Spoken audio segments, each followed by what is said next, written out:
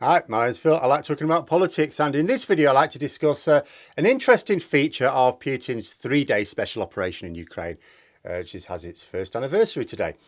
You know, at various times there have been concerns about just how resolved the West, and the United States in particular, were to support Ukraine in their defence against Russia. Now, I think it is still right to have fears as to just what Western powers see as the end game. That is a concern of mine, and whether their support will continue once the invasion is over in whatever form. But for now, it is safe to be sure of continued US support, and Putin can do nothing about that. But first, if you'd like to be notified of daily news and politics, please subscribe to the channel and click the bell notification icon. So, my own government, the British Conservatives, may like to boast of their world-leading response to support for Ukraine, but of course it is absolutely farcical. We are merely shadowing what the United States are leading on, and it can't really be any other way. Europe as a whole does not spend enough on defence. As a continent, we have become too dependent upon the US shoring up our defences. It has been a policy that was badly exposed in 2021 as the US pulled out of Afghanistan. We had to follow. You know, this wasn't just morally wrong, it represented a security threat to Europe, which the United States didn't share. Obviously, the full-scale invasion of Ukraine was a security threat that the US shared, hence their action, but we can see very clearly that whenever the security interests of Europe and the US do not align, Europe is basically screwed with the current defence capability around the continent. So whenever we have been observing the full-scale invasion of Ukraine by Russia, we can be in no doubt that without the United States, there would be no real support for Ukraine. Yes, European powers have been helping, and some seem to be taking defence a bit more seriously than they did now. But it's like a small child helping their dad with the landscape gardening, carrying a small rock while their dad lugs around a massive boulder for the rock garden. You know, they're helping, they're doing their best, but they're not going to be able to do it on their own. What we need now, what we need to know, is just how committed are the United States to continue that military support for Ukraine if it ends up getting into proper quagmire territory. The Irish Times recently had a pretty good answer, but you know, to go through it, to think about it strategically, Russia and the US don't exactly see eye to eye, let's put it that way. On the world stage, Russia is an opponent of America. Now, let's look at what's happening in Ukraine. Russia had the plan of this sort of blitzkrieg to take Kiev and install a puppet, you know, just like they have in Belarus, so that Putin could then harvest Ukraine's economy in order to feed his insatiable oligarch support base's appetite.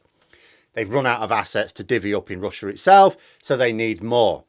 But of course, this is not how it's turned out. They overreached. Their strategy was poor, their equipment was poor, their training was poor, their ability to adapt was poor. But there was no way of calling the whole thing off politically, so they've had to continue. And despite their horrific acts of genocide and wanton carnage, strategically, all they've actually been doing is breaking themselves against Ukraine. You know, throughout this whole sorry episode, Putin apologists have been trying to claim that Russia has some cunning master plan. But it always turns to ashes. Russia has lost multiple capital ships to a country with no navy. They continue to advance towards their own borders. The latest plan, we are supposed to believe, is that Russia has been holding back the bulk of its air force, but it is ready to unleash it in the spring. Because that makes sense. I mean, don't get me wrong, I'm quite sure Russia has been consolidating this winter and intends to launch some sort of offensive somewhere. But the idea that Russia deliberately held back its air force, giving Ukraine enough time to build up modern air defences with the equipment sent by the United States and others, and once Ukraine has these air defences in place, Russia will judge that to be the optimal time to launch a major air offensive. That is quite some thinking. But put it this way, I bet those people are not going to win at risk very often. Maybe only against each other. No, Russia itself is in quagmire territory. It's exhausting. You know, what turned out to be crap military hardware and troops.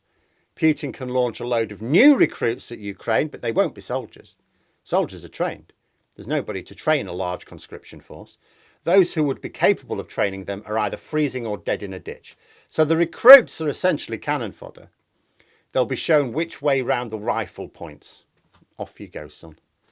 I saw an article recently that suggested NATO is concerned that we, the West, are consuming ammunition stockpiles more quickly than we're replenishing them.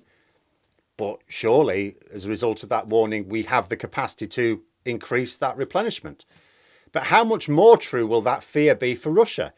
They do not have such an easy time increasing their production with the trade sanctions against them. This is why Putin hopes China will send him equipment. And although China have indicated that it might, I would ask, why really would they? You know, it would enrage countries in the West. Yes, China is not politically aligned to the West, you know, just as Russia is. They're on the same side, sort of. But they don't want to cause economic friction, do they? They don't want to be risking their own trade in a downturn unnecessarily. Besides, if Russia is fatally weakened from this conflict, surely that's a benefit to China. All of a sudden, Russia goes from being in partnership with China to being a vassal state utterly dependent upon them. There's no risk of Russia being invaded and taken over, or even part of it, by Western forces. That's ridiculous. China must know that. The West don't even want to directly defend Ukraine. If the West were prepared to actually, at Ukraine's invitation, go in and help them defend it, this invasion would have been over a very long time ago. So, of course, Western powers, unwilling to be explicitly active in Ukraine, are not going to touch Russia directly. But anyway, I digress. What about the United States? Well, while Russia is smashing up its entire military force, such as it is, against Ukraine's immovable landscape, the US is spending reportedly between 5 and 6% of its defence budget helping Ukraine defend itself. That's a pretty good deal for America. It spends a small percentage of its defence budget, and in return it gets the self-inflicted demilitarisation of Russia. That is a bargain if ever I saw one. I think that there are concerns that will surface in time. Ukraine should be able to regain control over all of its territory, including Crimea and the Donbass. But will it? Which Western powers... You know, the Western forces seemed happy to let Russia take those in 2014, when it would have cost next to nothing to repel them. Next to nothing. Will the US support Ukraine to the real end, or just until it's back to pre-2022 levels? Will we allow Russia to redraw the map of Europe just because it seems more difficult not to? And if hostilities cease, however they cease, will Ukraine be supported properly? I don't just mean rebuilding. That's civil engineering. That's just an opportunity for Western governments to say that they're, you know, giving Ukraine lots of development funding, but in reality it's to be spent on their own companies to rebuild. No, what I mean is properly supported so that it never feels abandoned by the West and turns back to the tyranny of a power who only wants an obedient slave. Are we going to make the same mistake we keep making in Afghanistan? We don't know. But it does seem we can be confident that the US is not going to get impatient with the current phase of the war because it's winning. It's spending a small amount and Russia is just breaking itself. You know, it is spending such a small amount for completely breaking the military capabilities of a major opponent. Why wouldn't they continue? But there we are. Those are my thoughts. Let me know yours in the comments below. I hope you found the video interesting. If you did, please click the like button. And if you'd like to support the channel further, the join button for memberships. And until next time, I'll see you later.